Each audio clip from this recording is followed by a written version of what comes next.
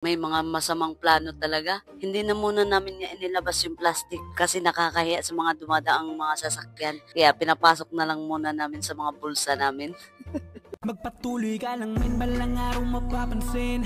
Mahihilera rin sa mga magagaling. Patuloy na tiyagain kung anong naisabutin. Ikaw ang kikilos para maging isang bituin. Kaya dapat laging handa ka, huwag mawalan ng pag-asa.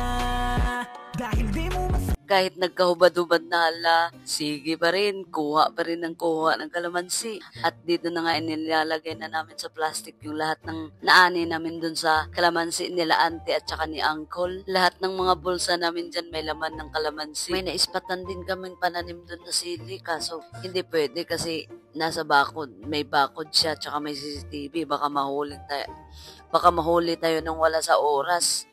Uuwi pa ako ng Pinas. Napaisip-isip ako, baka Pilipino yung nakatira dun kasi meron siyang kalamansi at sili. Yun yung importante para sa sausawan, di ba? Perfect combination para sa sausawan. Sana magtanim din siya ng malunggay at saka papaya para kompleto na. Ang hilas, no? Nagre-request pa. At ito na nga, ito na yung nakuha namin lahat. Kalahating plastic bag. Ano pala to guys? 1 kilo at 1/4. Pauwi na pala kami dyan.